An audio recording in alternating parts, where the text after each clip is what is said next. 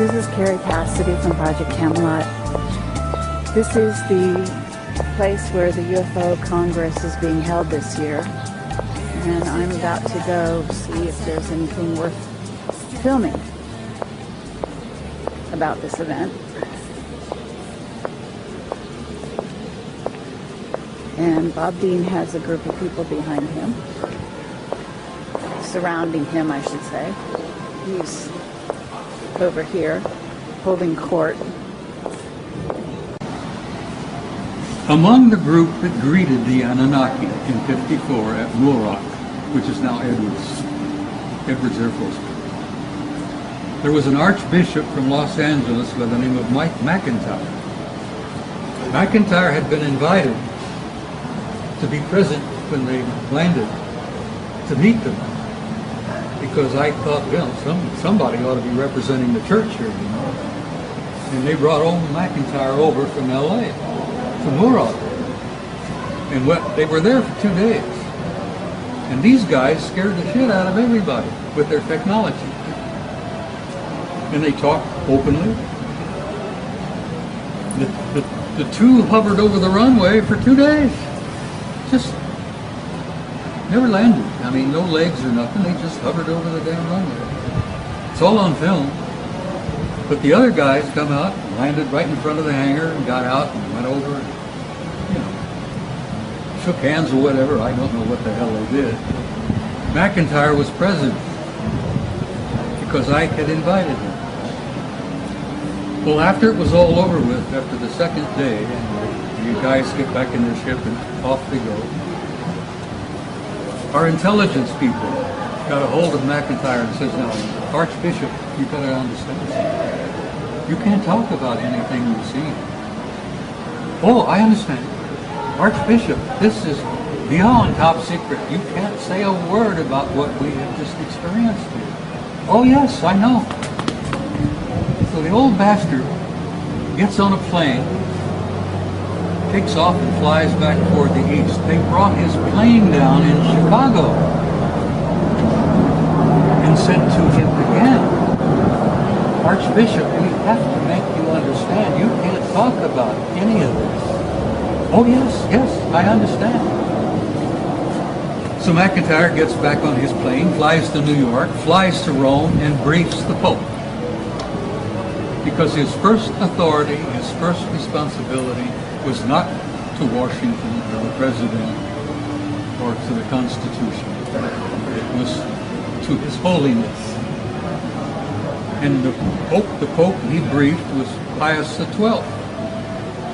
So CIV has existed since 1954. And there have been reports again and again and again that several of the folks have entertained some of them privately in their chambers there at the Vatican, which I find quite easy to accept. Enter stage right in this play. We go out on the stage and we prance and dance and we take our little toy swords and we whack and bang each other and we make love and all this crap, you know. You got all of Shakespeare's plays. And then he says when the act is over, you exit stage left and a new play begins. So what I have nagging suspicion is the 21st of December, we exit stage left. 2012, a new play is beginning. Oh. And a few of us, well, many of us, exit stage left every damn day. Yeah. I damn near died in October, for Christ's sake. But you know, how many people died on the planet this year? Several million? Yeah. And several million more got born. You want to know what? What the Old Boys Network has told you. Jesus Christ. That's what I want to know. I spoke at your Awaken Aware conference in September. Yes. I was honored and delighted to be there. I leveled out to the audience what I consider to be probably the most complete presentation that I've made in years. And you took the whole thing and put it on YouTube, so it's out there. But there are a few things that I've been shared with and shown to, informed of, that I haven't shared with you. And like I said, this one guy, he was, just a soldier who was involved in one of the crash retrievals. Was it just like a detail? You got picked? Oh yeah, and I mean, It just- Roswell was the same way. It wasn't like y'all had to have a special clearance. It's like you, we got to go now. I officially never had a clearance, so I had a secret clearance from the time I got into basic. And you were in the military. It Yes, sir. requires every 5 years you have to renew that clearance. Yes, sir. I never had to renew it. Interesting. They needed me more than I needed them, until I started to ask in '87, what type of information do you have on me involving UFOs? DIA came back and says, we have a entry on you where you have a security clearance, secret, under AR-50, and that's nuclear shortage. And I said, oh, that's nice. And Army Security Agency are the ones that issued this to you. But it was always there. But from that secret clearance, it's only supposed to be on a one-time basis. They broke that all the time. I'd be exposed to stuff that was top secret, CSI, all of that. Well, Just because I had surprised they gave you a secret clearance for all that. I know top secret has so many different levels. They could always go up on it, but secret's only one. But see, that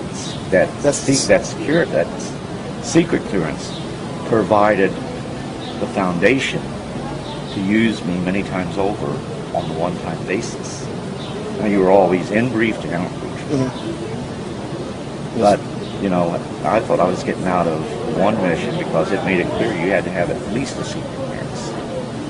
So I went up and very sadly acknowledged that, I'm sorry, sir, I don't have a security clearance. So, and this was with the Inspector General of the U.S. Army in Germany. Incident that occurred there, and that went on for several weeks and was involved in that. And involved the Soviet Union, too. Anyhow, after I went ahead and announced that, I'm sorry, I just can't do this because I don't have security clearance. And I'd be remiss if I told you I, don't have that. And I figured, okay, they're going to send me back to my unit. Done deal. And all he did was say, I know you'd lay down your life for your country. So I don't have any heartburn with you. But see, he knew. But I wouldn't find out until '87 about that secret clearance.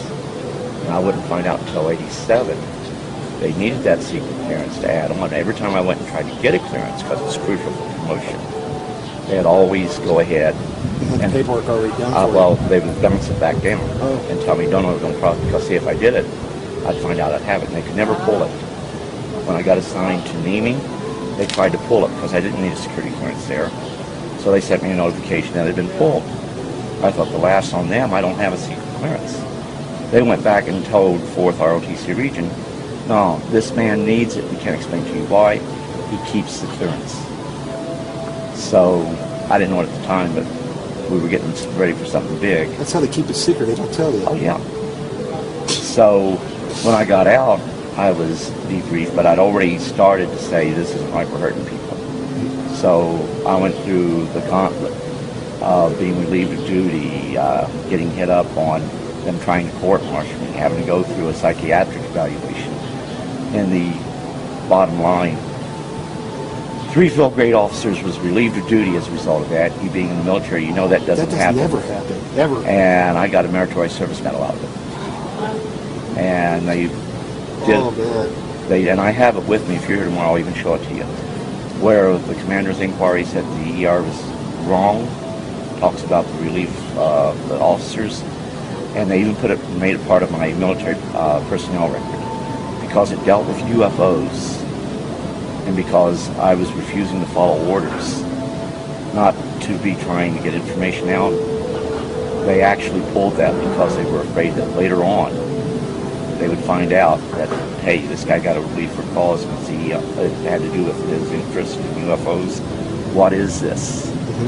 So they actually pulled it. They pulled it by fish, and once it goes on the fish, it's not supposed to be pulled. I got a copy of my fish where it's there. The next fish I got, it's no longer there. And I have the letter from Milperson to say that it would be made part of my permanent record. So favoritism does exist. Hey, I've had an Article 15 torn up, and that's illegal. Oh, It's a legal document, I did a lot of that for my troops.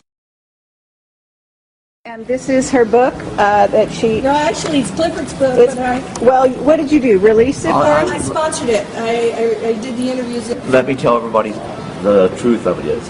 Bob here can better understand it better than probably anybody that's never been in the military. I have difficulty telling my story because I see it in my mind's eye and I relive it each and every time I tell it. Then I get emotional. And I don't like doing that. Days after, I still feel it. So, you know, she knew this is a book that I needed to write. So, very meticulously, she did many interviews. And she, in essence, captured my entire life, my entire involvement with this. So now there's a book out there that I would have never written. And my granddaughter, that's my heart, she thinks it should be getting out there. When we'd talk, she'd even say, "Grandfather, you're holding things back." And I'd always say, "Yeah, honey, I am."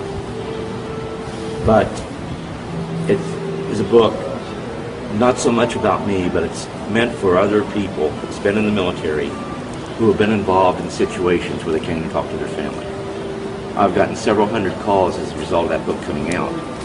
And actually, one of the most important calls, and there were actually 3, but the most important was a guy that served with me in one of the retrievals.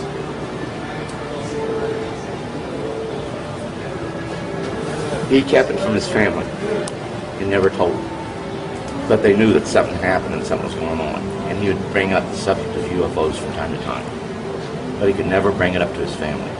He bought the book, he read it, then he called his family together. And while he had his family there, he called me. And he said, "In Georgia, I was with you in one of these incidences." And I said, "Well, sir, I regret that I can't remember people who was there because you never got to take names, you know." So I told him that there were a lot of people involved, many on one time. He says that was the way it was with him. Then he told me about something I did with a paperclip and a pair of tweezers.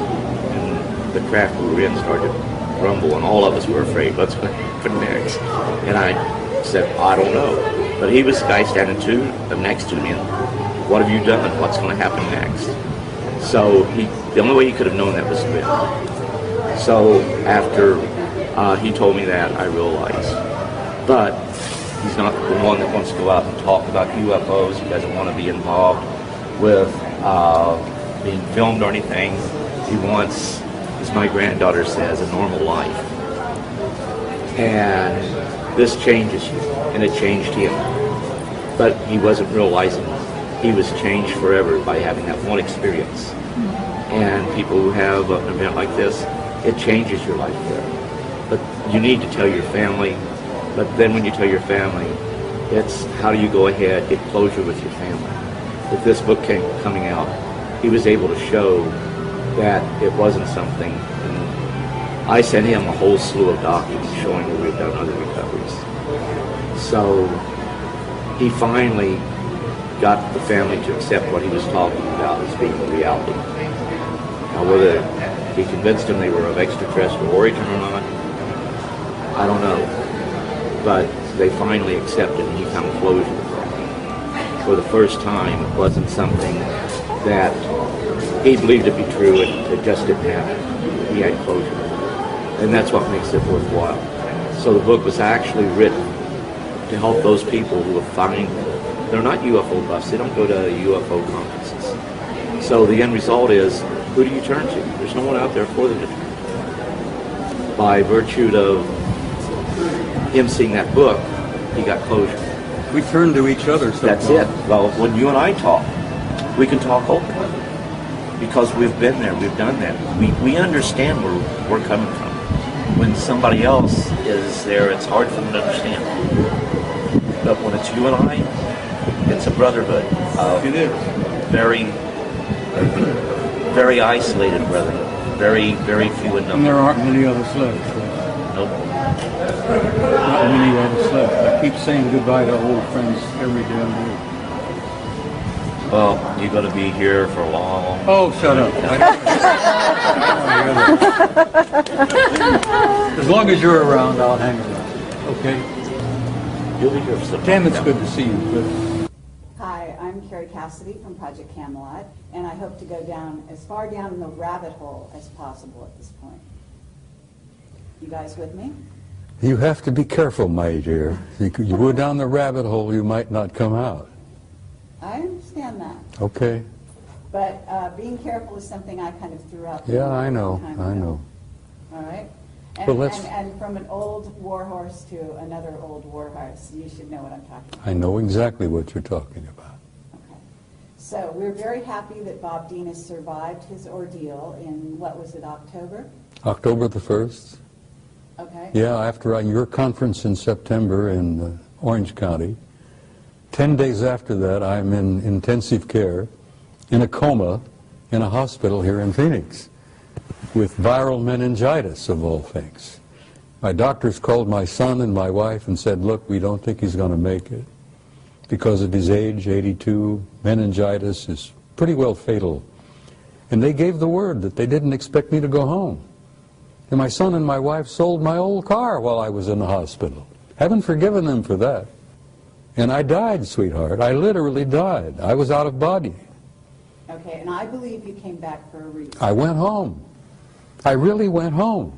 I've been out of my body several times over the years in the military, in combat. But I went home, and I was glad to be home. And I ran into a couple of dudes on the other side who says, no, you're not staying here. You got to go back. And I says, no, I don't want to go back. I'm finished with that mess down there. I want to stay here. And they said, no, you haven't finished. You got a few things yet to do. So get your buns back there. Next thing I know, I wake up in a hollow, in a bed, in a hospital, and they're giving me injections, and they're taking blood, and they're giving me meds, and good Lord, here I am, sweetheart. I'm still here. I'm as ornery as ever. That's right, you are. And I came back for some Right. purpose, and I'm not sure what it is, but I'm here. Okay, and we're going to try to discover that purpose right here and right now. Clifford, you're part of it. You're a contactee, and we did an interview with you years ago, and I've had a lovely conversation that I recorded yesterday between you and Bob. Very brief, but lovely nonetheless. And you are an intuitive, and I can relate to that. And we had a lovely conversation many years ago in Roswell. I remember, man. And it's a delight to have you here. I know you don't come out much Yes, ma'am. anymore, but you're here. And you are as eloquent as ever, I can say. Thank you. And the two of you are, talk about two guys who have very smooth tongues, smooth talkers, both of you. I didn't realize that. Are you a smooth talker? Not that I know of. My wife yells at me a whole lot. I'm not smooth. You are. We're old friends. We go back many, many years. Okay. Cliff and I are among the last of the old boys network, because we had a network of a couple of hundreds, maybe 500 guys over the years, from every rank, from every service. And we had sergeants, we had admirals, we had generals. We've had a Russian cosmonaut who was a member of our old group. But most of them are gone home now. And Cliff and I are among the last of the old boys. And I love him dearly, and he's a dear friend because I know what he's been through, and I've been through much of it, so I relate to him. And it was such a wonderful thing to see him again this time. We can relate to one another. I mean, it's like you can talk to other people about the experiences you had, but they don't fully understand. But They when you can't, talk- Cliff. They no, can't. They can't. They haven't been there. So it's about, like, you know, we can communicate and understand fully what is going on by virtue of being there and being a part of it. But when you try to talk to other people, a lot of times it's very difficult. Bob has always been, I apologize, Sergeant Major. Robert Command Dean. Sergeant Major. Command Sergeant Major Robert Dean has always been a close personal friend ever since we met. And we united, we felt that kindredship, and there's a brotherhood there that most people don't understand. In the military, you form brotherhoods. But in this particular field, when you've been a part of it, you've been exposed of it, it's even a tighter brotherhood. I hear you. So what I want to ask you first of all, both of you, what is it that you haven't told the people? Okay? What I want is, both of you are getting older. Both of you are one of the, you know, the most, I don't know, the most courageous, the most out there individuals in terms of greeting the public, sharing your story with the public. Both of you have been exceedingly brave in that regard. You've taken a lot of flack over the years for that, and everyone listening to this should respect them for that. But what I'd like to know is, what haven't you told people that you could tell them today? Because, for example, and these are the hard questions, okay? They're not all friendly, all right? What were your dealings with the unfriendly type, and why? You first, Clifford. Well, with me, I never had to deal with any of the unfriendlies. I was just warned that not all contact would be friendly. So, you know, you always prepared for that. But every time you went into an event, it was always that, I'm going to use the term fear, but it's not exactly fear. You know, there's that anticipation of what might happen. All kinds of things ran through your head. Things that I haven't told, and I'm sure that the Sergeant Major can also concur with this, is that the things that went on you couldn't even tell your family, and you wanted to tell your family. And it created problems within your family, and you couldn't tell anyone. And like I think I told you earlier, when my new book came out, my son, my oldest son, was the first one of the kids to ever do this. That he put it on my Facebook that I'm proud of you, Dad, for trying to bring forth the truth. Wonderful. They got to see what I was trying to do to gather the information, because I knew that Roswell wasn't just a lone event. That over the years we had recovered many such objects, debris thereof. Crashes are unique. They don't happen every day. They're very rare. And there's 100 reasons why we have recovered crash UFOs. But I try to bring everything out. I understand. And we shot those UFOs crashed because we shot them down? In some instances, but it was more the Soviet Union and other foreign powers that did it. But if they were foreign powers that were friendly, we would go in and try to recover those. There was, I think, it was in the 1970s. There was a UFO that went down in Sudan.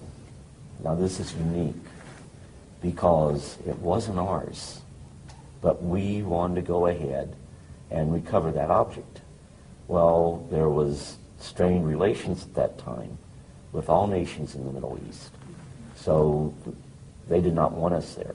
However, a group of 13 Soviet personnel, to include scientists, went there to investigate that object that fell. That shows right there that it wasn't ours. We knew it wasn't ours. And the documentation makes it clear. But we couldn't say too much about it because we could not go and look at it. But the Russians did. But I can tell you on many occasions, both the U.S. and Russia would, or should I say, the former Soviet states, we would work together. And we worked with other foreign powers simply because situations like this could lead to misunderstandings that could have triggered possibly a nuclear war. And Sergeant Major Dean probably knows more about that even than what I do, by virtue of the position he had and the documentation he was exposed to. We and the Soviets have been together, closer together than most people realize. We and the Soviets have been working side by side on this particular issue since before the Cold War, for God's sake. Now, the Cold War, as many of you remember, many of you older people will remember, was kind of a construction that was made up by Soviet leadership, American leadership, to convince the world that we were antagonistic toward each other and we were going into a nuclear war. We and the Soviets have been like this from the very beginning of this matter, particularly involving them. Okay. So, and even today now, here we are, we don't have a space program of our own publicly. We're paying the Soviets, what, $500,000 a pop just to get one of our astronauts to the space station, for God's sake. So we and the Russians have been pretty close together for the last 50 years on this alien matter. And why is that?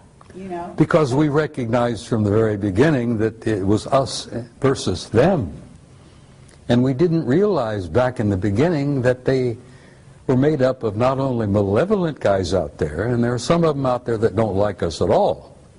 They're not purposely malevolent, they're not hostile, but they don't like the human race, and they don't give a damn whether we survive or not.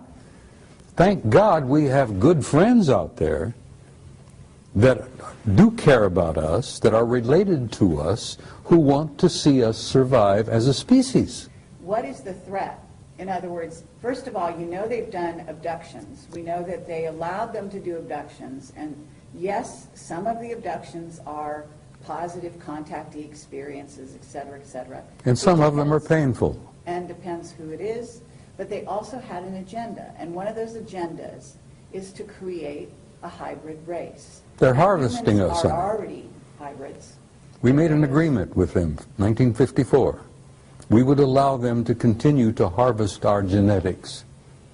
And we traded that for technology. We also traded a lot of our gold for that technology. I was telling someone the other day that I'm remote viewing Fort Knox and it's half empty because we've given the Anunnaki enough damn gold that they've given us anti-gravity, they've given us, zero-point energy? And we have a separate space program which makes NASA look like a joke. Exactly. So Clifford, you're aware of this. You must be aware of the abductions, the negative side of the abductions as well, right? Well, like, goes back to where not all contact would be friendly. Mm-hmm. And what I would do is point out that it's not necessarily a culture, but it is like a rogue group within that culture. Good example, I've been using this all day, is like, you know, you have the cartel. Well, they're people just like us, they're humans, but yet they're a sliver group. They are, have their own agenda. And that same thing happens within the various cultures. And I agree with Sergeant Major here. My biggest fear is if these rogue groups are going ahead and coming to agreements with not only our nation, but other nations, then that's a very dangerous situation because they're the wrong ones to be working with. Okay, Now, and this is going on, isn't it? Unfortunately, I believe to a degree, yes, it is, because the ones that really are not evil, the heads of the various cultures out there, to give us technology. They know that we are not spiritually heightened to the degree where we use it for the right reasons. When we go out into space, defense is one thing. But if you build your forces to where they become offensive, then it's to impose your will over others. And the technology that they are giving us gives us the capability to go ahead and field in space a offensive posture. So anytime we want to go ahead and make it look like it's E.T. doing it, we could make it look like E.T.'s imposing their will over the peoples of the world. And with that technology that we have acquired from the rogue groups, yes. And I agree with Sergeant Major. This is really, really dangerous. Okay, and at this moment, though, there are certain governments, with some of these governments, some of the governments that are actually growing into superpowers at this time, China, for example. My understanding is there are 2 rogue groups that are now dealing with China. And at least one of those groups is, quote unquote, some relatively new guys that have come on and given them some new technology. Do you know about that? That very well could be the case. When I got out, they'd cataloged 57. That doesn't mean that that's all that's out there. Edgar Mitchell believes that there may be literally hundreds of thousands of civilizations out there. Okay. And what we have right now is the fact that on this planet, which Sergeant Major made a very good point, that there are some that are hostile and look really down on us. When I state that, we have rogue nations. And some of those rogue nations are very much a threat to the tranquility of the world. And if they achieve the technology we don't want them to achieve, then they could very well be the very forces, unknowingly, to start the total annihilation of the Earth. There are governments out there that are also being contacted. Just as individuals are being contacted, governments are being contacted, are they not? Yes.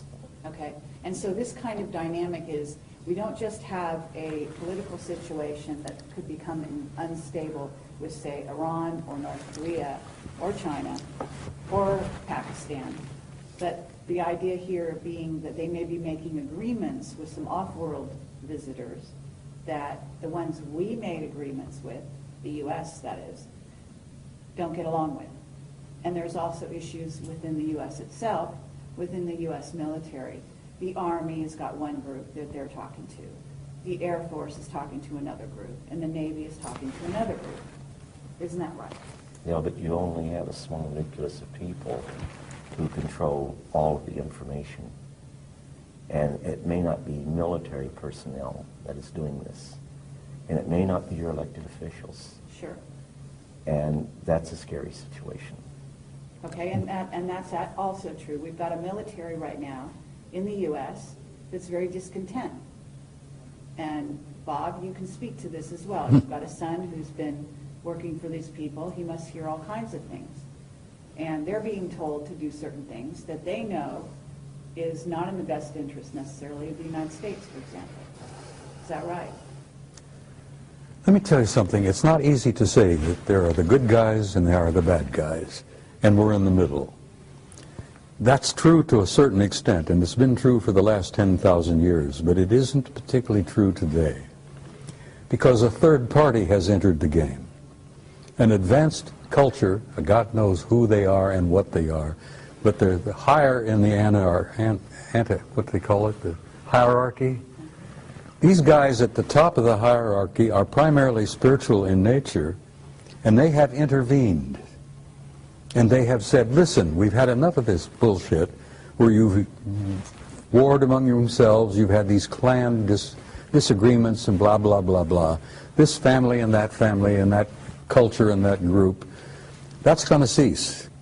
Because the human race has been in the damn middle for so long now that they've reached a critical point in their evolution and their development. And we're going to have to see that the human race survives and makes this awkward, painful transition into a new race, into a new species. And this higher element, this higher spiritual element in the hierarchy has intervened, and they have literally said, Carrie, knock off the bullshit, we're not going to have any more of this, there's not going to be any more planetary wars, we've had enough of that, we've lost too many millions of people over the years, we're going to control this carefully, we're going to give them an encouragement, we're going to give them an opportunity, and we're going to assist them to make this awkward transition into a new race. Now, the only reason I'm hopeful now, and I used to go through this, I was very depressed and very cynical, because I'd seen so damn much of the knockdown, drag-out brawls, not only among our own people, but among some of these guys. And then I found out that there is this third party now that's involved, that couldn't care less about the clan disputes and the family disagreements and all that. All they care is to see that the human species makes this awkward transition into a new race and can reach out and take our rightful place in space and go to the stars where we belong, for God's sake. But that's their intention. That's what you've been told they want to do, because you were taken off-world by them. Yes, I was, and they've given me encouragement. Okay. And they've showed me the future, Carrie, and the future is glorious. We are going to make it, and we're going to look back at this awkward period, this blackness that we've been through for the last century or two, and we're going to look back like students of history and say, my God, look what they went through. Look what they did to each other. We're going to look back from the future into this particular time and place, and we're going to say, how in the world did they pull that off? Here they are killing hundreds of millions of people in these wars, butchering each other. This has got to cease. We can't let that race off the planet until they evolve and grow and mature where they can be safe. Okay, but Bob, that rationale, when you've got these races, off-planet races, who have been warring with each other for eons. So maybe there's a new guy on the block. Let me tell you maybe something. That new guy is orchestrating things here. But actually, I'm going to sit over here and I'm going to be suspicious of even Well, that new guy. it's all right to be suspicious, and I know where you're coming from. Childhood's End. I was talking to Joe Farrell not too long ago at another conference, and Joe Farrell has written The Cosmic War. And The Cosmic War is a true story of a war between interplanetary intelligences. And they literally damn near destroyed each other. They destroyed a planet beyond Mars, for God's sake, in our own solar system. But that crap has got to cease, and I have had the opportunity to meet guys from the higher level who said, we're not going to allow that to happen anymore. We're going to give you a chance to make it. And the only reason I'm hopeful, and I told you this privately earlier, is that I have seen the future, and there is a future for the human race, and it's beautiful. Okay, and I appreciate that, okay, and I would agree with you. And I think a lot of people listening to this, who will listen, will agree with you. That's why we're all here. That's what we're working for. But the work is still to be done. And what I want to do is keep eyes on the ground right now. And I want to talk about the idea of what's right before people, because this is 2012. We're going into 2013, and some of these years are very crucial years. Okay, as you say, these are going to kind of be the years in which the transition happens. So It's happening right now. Exactly. So what I want to talk about here is, first of all, yes, you have a lot of bad kids in the class, okay, and those involve the Illuminati, some of whom are basically being run by certainly groups of reptilians, certainly a group of Anunnaki that may not have our best interest in mind. They'd like to clear the planet. They've got big plans, and they've been working on those plans for a very long time. And both of you must have been face to face with that agenda. Their agendas exist because they exist, and they've had some of their own personal agendas for eons of time. But their plans for our future don't mean diddly squat, because there are these higher developed cultures out there that have now intervened, and they're going to see that the human race is going to be allowed to make it. Okay, and you've said that, and I agree. But the thing is, the idea here is not that somebody come in, organize the schoolyard for us, and then they go off on their own business, and then we're left to deal with it. The idea is that we learn to walk on our own. We organize the schoolyard ourselves. Okay, so there's a great importance for the human race to take sovereignty, to take their rightful place as members of the galactic community. And to recognize who we are. What they understand who they are, Gifts yes. that we have. Okay? The human race is precious. The human species is so unique that they told me when I was with them for 6 weeks, I was asking them question after question after question. I found that they were as interested in me as I was interested in them. And I asked them why. And they says, you human beings don't grasp who you really are. You have a unique genome that is unique in the galaxy. You're made up of the patterns and the parts and pieces and genes and whatever of at least 12 different races in the universe. And as a result of that, we think of you as unique. As a result of that, we look upon your little planet as probably one of the ripest and richest zoological gardens in this quadrant of the galaxy. That's the first time I realized the galaxy had been divided into 4 parts. I didn't even realize there was a quadrant. And they said, oh yes, you're the most unique and precious zoological garden in this quadrant of the galaxy. Absolutely. We venerate the planet, we venerate the flora and fauna on it, and we're going to see that it survives.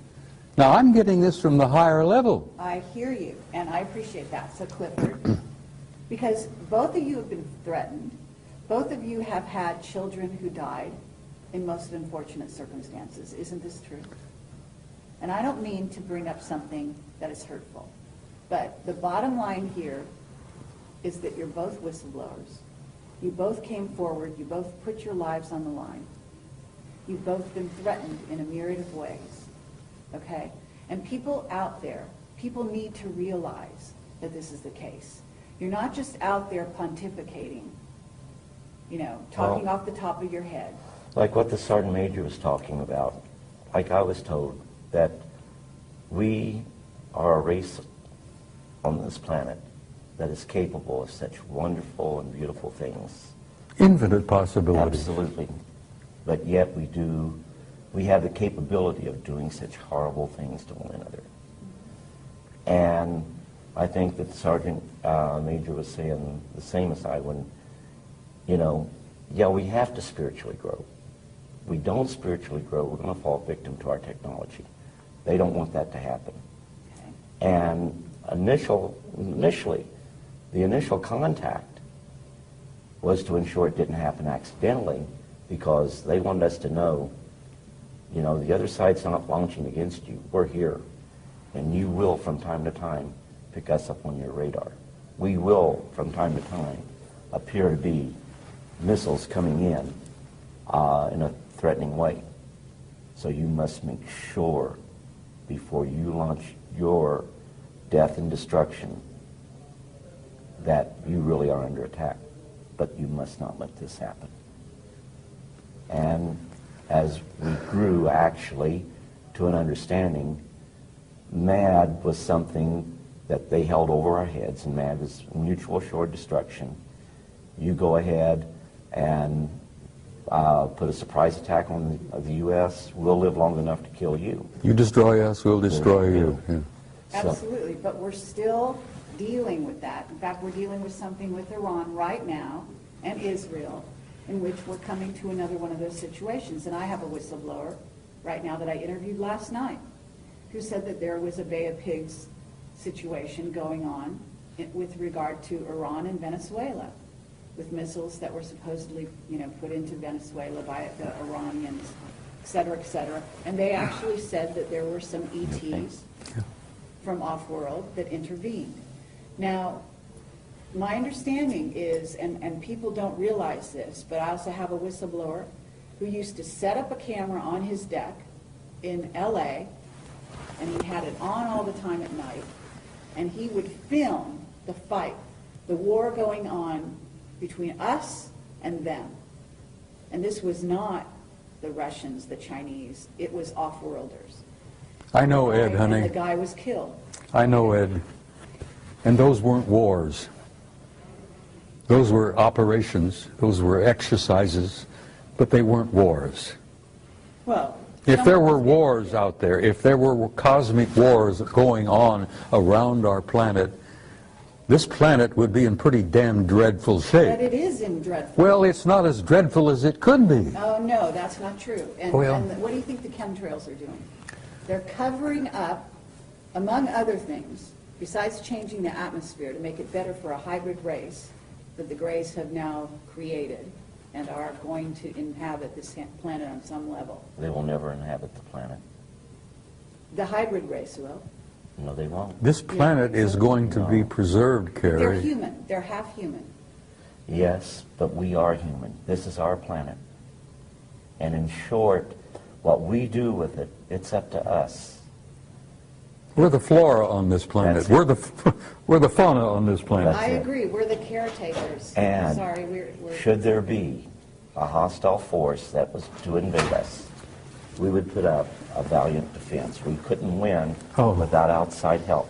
But that outside help would come and help neutralize the threat, then leave as immediately as that outside threat, or that threat was neutralized. I know this to be the case. Yes, in early years, we would go ahead. We would go up and attempt to shoot UFOs down. July 26, 1952, an actual order was given to shoot down UFOs. They revoked it damn quickly, didn't they? By 5:30 that day. You damn right they did. The Soviet Union to this day still directs UFOs, or directs that their pilots will fire upon the UFOs. It's a big, big mistake. Absolutely. And they've lost planes as a result of that. The British did a report in 2000, December 2000, that talked about how little knowledge we had of what the British or what the Russians did as far as the UFOs that were over there. In December of 2000, the British released a report, and of course people say, well, the British went ahead and said there was nothing to UFOs. The report doesn't state that. The report even goes ahead, talks about radar sightings, about aircraft sightings, and even about possibility of some crashes of our aircraft occurring, their aircraft occurring, because of UFO sightings.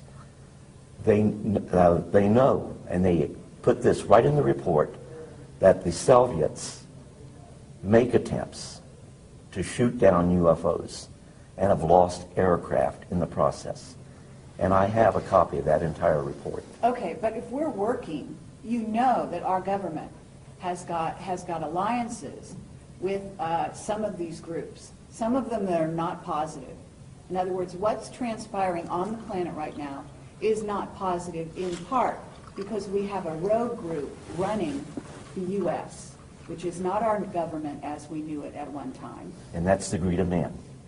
Okay? But it's also that they're working with a group of ETs. Yes. And therefore, it's not just human against human. Well, it's not human against ET. It's human and ET against ET. you think the good guys aren't watching over us? I tell you this right now. You have people on this planet that aren't what they seem to be. That's right. We call them watchers. And the whole situation is, they're not going to come in and impose their will on us. It's imperative that what truly happens is the will of the people of this planet. But you may have to make sacrifices.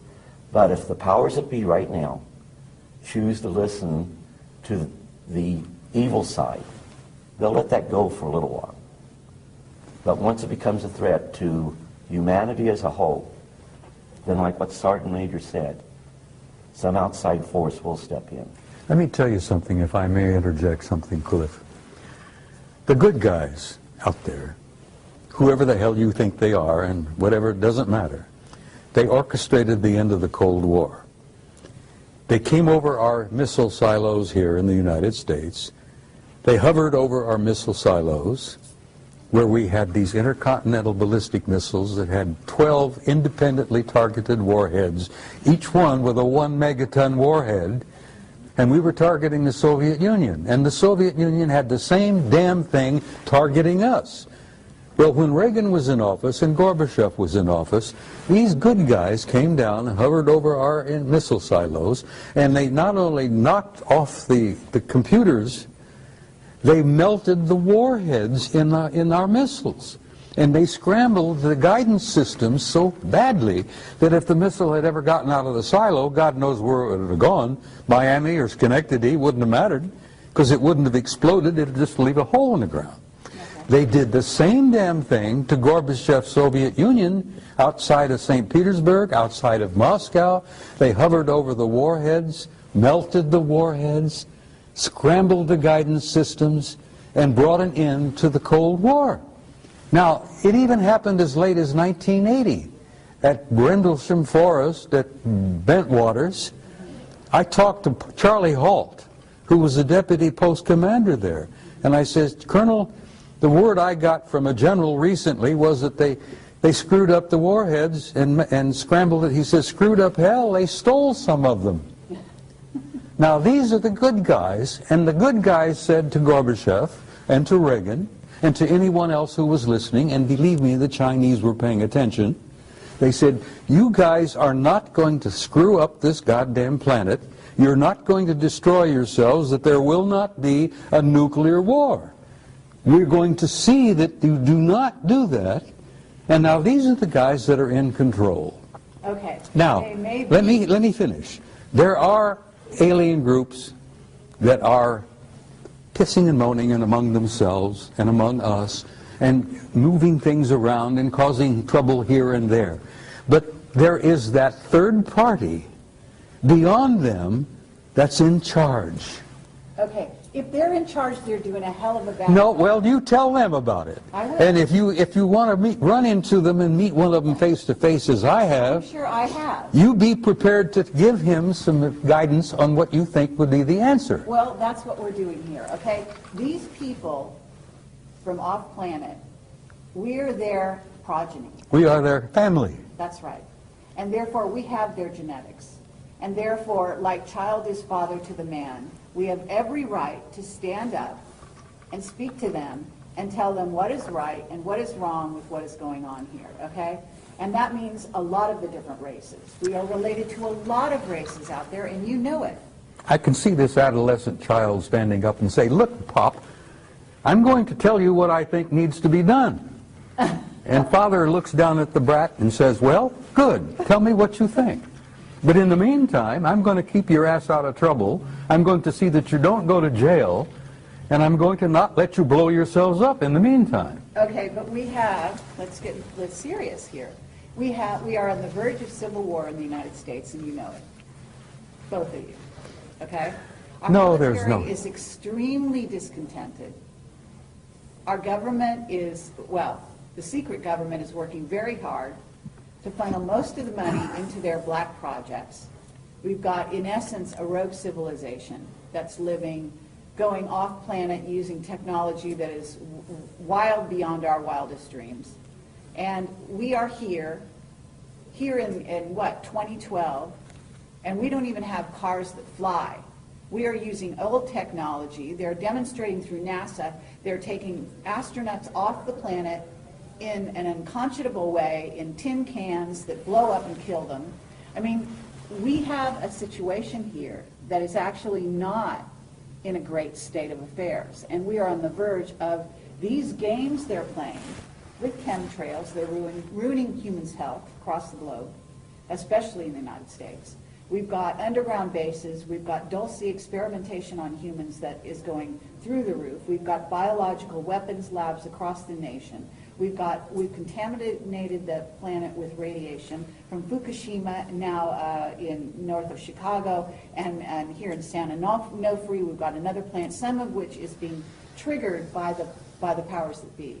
So they are playing games, and they're not just fun and games. They are very serious games. They are messing with us in a serious They can go ahead and play those games, but the situation is we, an unknowing, unsuspecting public, let it happen. In short, I'm a retired service member. I love this country dearly.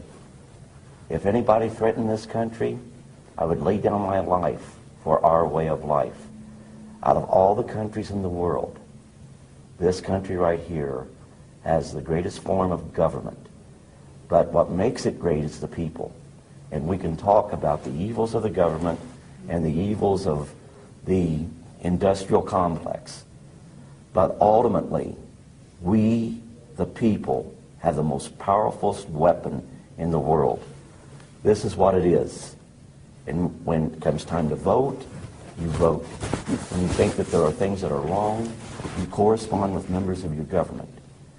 Now, they may not, in the case of UFOs, you better believe I do a lot of writing to a lot of senators and a lot of governmental agencies. And I'm quite sure they hate that. But as I told a major once, when he asked me, what difference does it make to you if the Pentagon has 50 flying saucers? I went ahead and I said, sir, you have the luxury of not knowing the truth.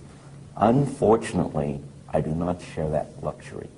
Now, experiences such as the Sergeant Major's and mine, we may have different experiences.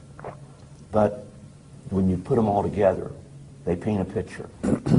And the situation is, why are we talking? I guarantee you the Sergeant Major loves this country just as much as I do.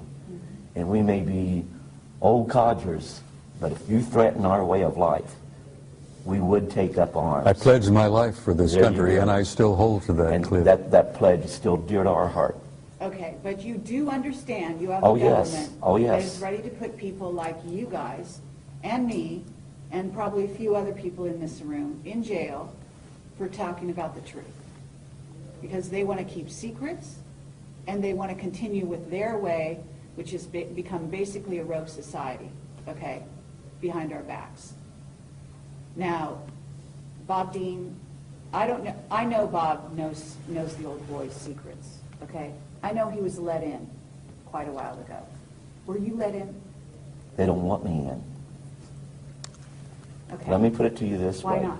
They don't want me in because the whole situation is, I don't like what's going on, and I wouldn't cooperate. Well, when I first got started in being an interfacer, okay, fine, I went along with it. When I saw we were hurting people, I drew the line in the sand there. That we did not have the right to go ahead and drive people to the edge where they committed suicide, where they lost their families, they lost their job. They would have to go through ridicule because of things that happened to them. When they're involved in something, we give a prosaic explanation knowing that is not the right answer. And I said, no, this isn't right. I have a moral obligation to go ahead, throw myself on my own sword, no matter what people thought of me, no matter if they thought I was crazy, thought I was lying, didn't make any difference. What was important was to go ahead, come out and say, here's what really is going on. Now, why is that important? Because it goes ahead, hopefully, and I had one experience with that since my new book got out, and gives people the courage to say, this is what happened, at least to their families. And they owe that to their families. At some point, they will go ahead and start thinking, we need to come out and talk too. Mm-hmm. That's right. And, you know, it's got to start somewhere. Okay. So they didn't let you in their old boys network, and yet you were an intuitive. You must have had intuitive knowledge. You were used to contact, to deal with any survivors, isn't that right, in the craft? And so you have a unique ability. So with that same ability, you have the ability to see beyond the facade with the old boys. So although you weren't let in the way he was let in, you still know what he knows. Isn't that right? I'd agree. Okay. Bob, they let you in. Why I've did been on they the let you inside for many, many years, honey. And I've been a maverick. in? Yes. I started off Thank God. quietly, keeping my mouth shut. I got along just fine.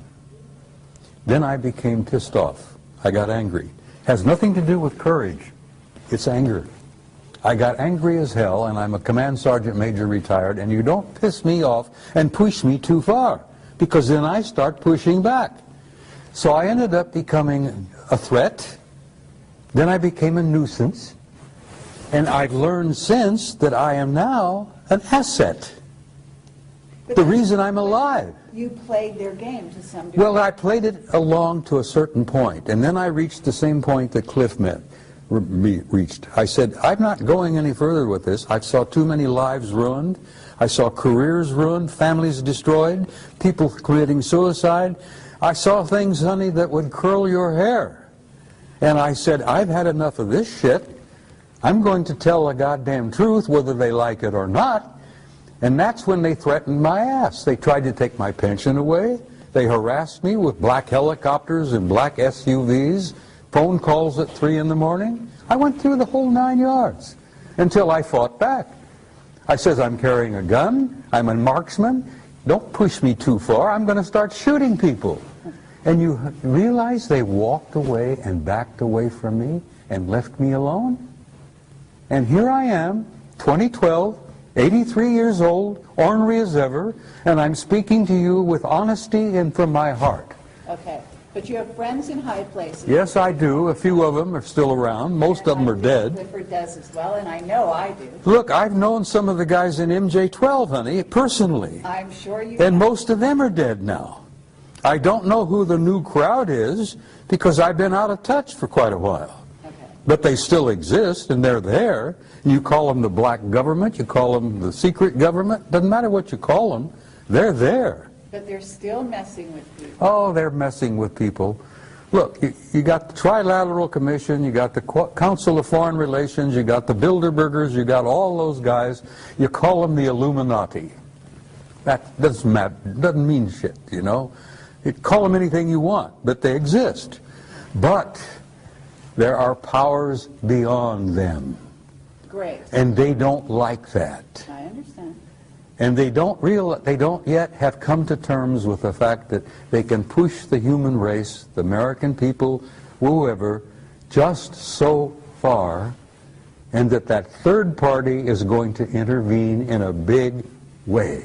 Okay, but what we do is equally as important as that. Of course it is. Okay? What the people out there listening to this, and the reason we're having this conversation is to reach those people, okay? To get those people to get involved, to get them to realize that there is a war afoot. I want people to wake up, Carrie. I don't speak publicly anymore. I don't travel well anymore. I'm getting old and I'm getting tired. And my patience has been stretched to its limits. And I don't have a lot of patience anymore. And like my dear friend Robert there, I get to a point where, God damn it, I'm going to stand up and raise holy hell. I'm going to be a command sergeant major again.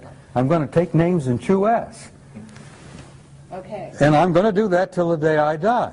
I hope so. And I damn near died in October. But I have good friends in high places, no pun intended, who brought me back and told me that I had to come back because I wasn't finished yet. And part of what I had to do when I came back is sit with you in an interview and tell you from my heart what I've seen, what I've learned, and what I leave with the people on your film is I want to leave them with hope. I understand. With all the darkness and all the blackness and all that bullshit that exists out there, there is hope. Absolutely. There is a future for your kids and your grandkids and your great-grandchildren, and this human race is going to make this transition, and we're going to survive this transcendent transformation into a new species, and we're going to the stars, Carrie, where we belong. We're going out there to take our natural place in that infinite community of life. Absolutely. And that's the only thing that makes me feel that life is worthwhile. Because I know, having seen their future, and they have shown it to me, that it is glorious. And I wouldn't be sitting here talking to you unless I believed that in the depth of my heart. And I want to leave that with your viewers. You've done so. That there is a future, and it's glorious, and there is going to be a tomorrow. And dispense with this bullshit about doomsday, because every time some poor human being on this planet dies, it's doomsday for him. But that's not the end of life. That is true, but we need to handle a situation that's going on the planet right now that requires human beings to not just We have to wake up, participate in it. We have to but they participate have in to- our They salvation. have to participate through consciousness. Yes. Okay? And they have the ability, because we are, again, their progeny. We have those powers. We can fly. We can do anything we want to do. We can create reality. We can destroy reality. Honey, the human spirit is infinite. We have power we haven't even dreamed of yet. That's right. And once we realize who we are and what we are, and we start expressing that power, there's no end. We can change anything. Okay, so what we want people to do is, we want to educate them, we want to wake them up, and we want to give them the tools by which to change their reality. And that's what you're doing with these films. That's exactly right. Now, Clifford. Well, I'll back up the Sergeant Major in that we got enough going on out there that's talking about, you know, UFOs are here, they're hostile, we're on the end of their food chain, they're going to take us over, there's nothing we can do about it, but we thought you should know. If that was my message, I'd say nothing.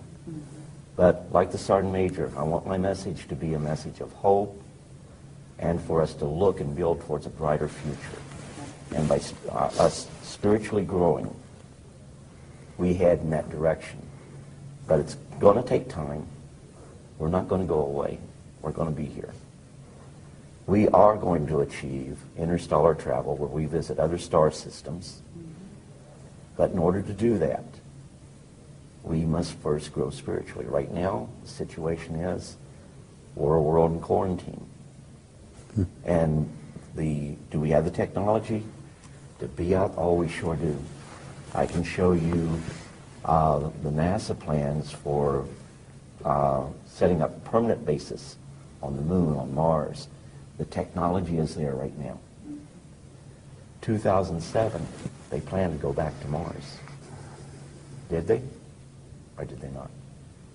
Something going on we don't know about? Yeah, probably there is. But we are still a world in quarantine.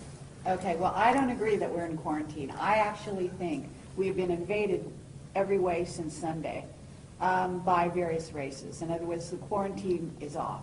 The gloves are off, and that's part of the transition. In other words, you don't go to the big leagues without starting to get into the sort of understanding that there are positive and negative beings out there and diving into the water and learning how to swim on your own. So this is the challenge. And this is where you guys can bring your wisdom, your worldly knowledge to the people, and that's what we're doing here. Now I have a question for you, Bob Dean. You've always said that the Anunnaki walked the halls of the Pentagon. And I have been told to ask you this. What are they doing there? Well, which Anunnaki are you talking about? Good answer. Yeah, you understand when I use that term, I use it in a generic sense. Those who came down from above, those who from heaven to earth came. Whatever. Well, there are all kinds of Anunnaki out there. Okay, but the ones walking the halls of the Pentagon are the ones I'm interested in. Most of them are good guys. And have you met them? I've met some of them face to face. I'm talking about in the Pentagon. Some of them wearing uniforms. Okay. Yes. Some of them looking with 3 stars on their collars. Fine. Admirals, vice admirals, Anunnaki. Right. So help me God. I believe you. Well, they're in our midst, and they're basically good guys. Because they understand that there is an authority above them that is going to see that this race survives and that this race makes its transition into a transcendent new species. Okay, then what's going on right now with our financial situation? Oh, that's bullshit, honey. Pardon me, but it's bullshit. They've been playing these games with money for the last 1,000 years. My old organization, the Templars, established the banking system, for Christ's sake, in the 11th century. Okay, but there's also an issue with gold, and there is something going down in America that is weakening. Let me tell you the something country. about gold. Fort Knox is half empty. It's 3 of the big underground repositories are empty. Okay, but there's tons of gold in the Philippines, supposedly. Oh, there's gold everywhere, but we've been trading gold to the Anunnaki. And you know that the gold isn't really about money. No, it's not about money, it's about power. But it's also about consciousness. Well, gold We're can talking turn... about gold or miss. Gold is not merely a pretty metal, which makes lovely jewelry.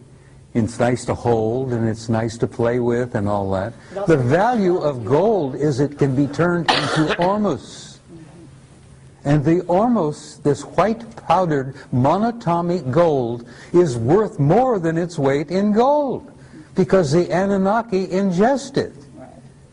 It generates their genome into immortality, for crying out loud. And that's why we've given them half the crap in Fort Knox in trade for their technology.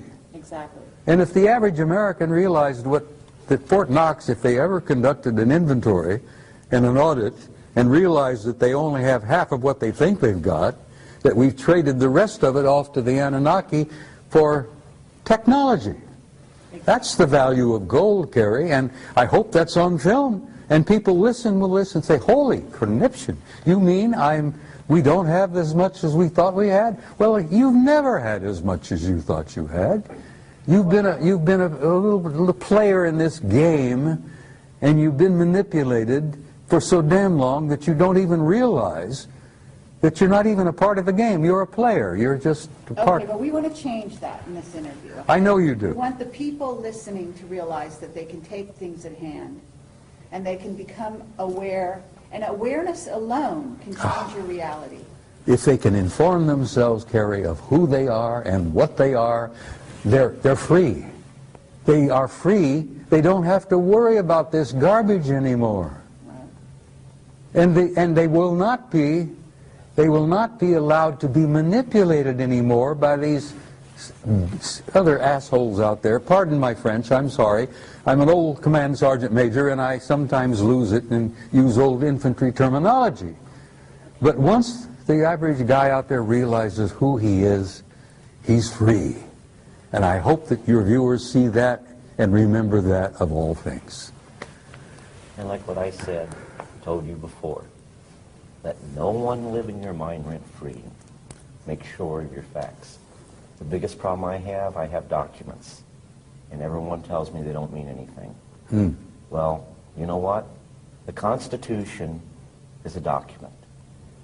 And if you don't read it and understand your rights under the Constitution, then we lose those rights. There is no right more sacred than that right that is lost.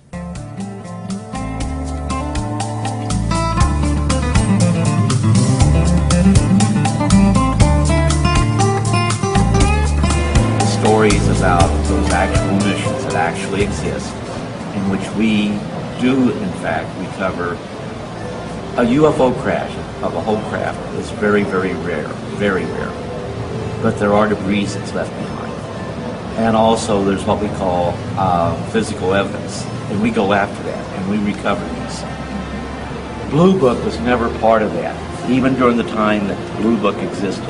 I've recently uncovered records, which I'm going to be putting on the internet, where anyone can download them, that clearly shows the Air Force, initially the Air Force Continental Intelligence Command, the Air Force's Office of Special Investigation, the Air Force's CIC, along with the Army CIC, was very actively involved in those programs. So when they say they've released everything that they have on UFOs, no, they haven't. We still have those documents that were part of the Air Force Continental Security Command that have yet to be released. Not all of the FBI, not all of the CIC documents have been released. Not all of the OSI documents have been released. They'll never be released. No. Clifford. And when you look at the documents that we have recovered that clearly show this to be the case, when you see these documents, you realize one thing. They are field intelligence data. They're not the finalized intelligence product. That is yet to be released. Then we can go into the 80s and the 90s. The recovery of objects of unknown origins under moon dust and blue flight. All we have is the raw intelligence evidence or data. We do not have the finalized intelligence product. And the finalized intelligence product is what's important, because it puts to bed once and for all what it really was that we recovered. The British government, December of 2000, released a secret report. In volume 2 of that report, they talk about the physical evidence that's been gathered. They didn't lie, they just didn't know. The British government's recovered physical evidence. Every developed country on the face of the earth has recovered physical evidence. But for reasons unknown to me, they want to keep it quiet. Some are more open than others. But the British government criticized in, in volume 2 of that report, the United States Air Force, as to why the Air Force hasn't released the documentation explaining the metallic objects that they've recovered, the metallic substances that they've recovered, and putting to bed once and for all the extraterrestrial hypothesis. They can't do that because they would not put to bed once and for all the extraterrestrial hypothesis. Many of those finalized intelligence products makes it clear that, in fact, what we'd recovered were objects that did not originate on the face of this planet, and that we, the governments of the world, many of the governments of the world, out of necessity, have had open contact with our visitors for many years. One of the biggest secrets, Cliff, and you know this, is that so much of the hardware that we recovered was not just UFOs. Some of the ships we recovered were time ships. Well, absolutely. Because when you travel in space, you travel in time. And most of the hardware that we've got, and that really blew our minds when we realized that those things were designed to travel in time. And as I said to some of the people here this afternoon, I'm still trying to come to terms with that. I need to send you some CDs. That they can manipulate time as well as manipulate matter. And I'm an old-fashioned old fart, and I'm still having problems wrapping my brains around that. But Bob, you know why that is? The technology is so far advanced Oh, that we Cliff, see it as it's a magic. million years ahead of us. And then some. NASA will tell you in their advanced, I don't know how many of you people are aware of it, but in 1995, NASA said we're never going to get to other solar systems by using conventional rockets. So they asked for scientists to think out of the box. And many of the scientists started to think about exotic propulsion systems, antimatter drive, teleportation, traversable wormholes, and I assure you I have the documentation. If any of you are in Roswell, my door's not closed to anybody. You can come over there and I'll even be happy to make on a CD copies of those reports if they have. And now all of that, to some people, is commonplace. Mm-hmm. And if you have, we've known for a long time, if you have an interstellar conveyance, which is a spacecraft capable of flying from the Earth to another solar system in a reasonable amount of time, you actually have a time machine. Case in point. I won't go into detail how I know this, but you have a planet that is 100 light years from planet Earth. They decide to visit planet Earth. It'd take light 100 light years, or 100 light years to reach us from that The speed star. of light takes 100 years. So the whole situation is they can do it in real time in an hour and 40 minutes. That's traversing what we call space-time. So when they get here, they're seeing the light from their planet 100 light years prior. But you can also travel in and out of different space-time continuums, for lack of a better term. And you can actually view things that have happened in the past. And a lot of times, you may even experience this. Like, you can't shake the feeling you're by yourself, yet there's someone else there. There's someone watching you. That could very well be a person that's from the future observing you in the present. So the time travel, the one thing there's a natural barrier. It's going to keep us from getting that stuff. So we develop a time machine before they do. You mess up the entire space-time continuum if that was to happen. So God in His infinite wisdom ensured that would not happen. However, that doesn't stop you from going back and observing. But there's also a great desire not to do anything to change the future. You only can change the future in the present. If you change the future, you create a whole new universe. In which Another timeline. Mm-hmm. But that's what they're working on, aren't they? They're working on that's very dangerous. I'm borrowing liberally from Randy Rooney, who that was one of his favorite sayings. That society is willing to believe the facts when they're presented with the facts, but only if the facts already agree with what they believe. So, and it holds very true in the UFO field. Okay, so you've seen ships from the future. What do the ships look like? You asking me or Clifford? Both of you. There are If many, Bob, many, if you're prepared many, to many tell the kinds. truth about Like, this, I'm listening. We have many types of aircraft, and we have many societies that are visiting us. And you can't think of it as being aerodynamic aircraft frame. The circular, the common circular saucer shape, they have that. They have the blade shape.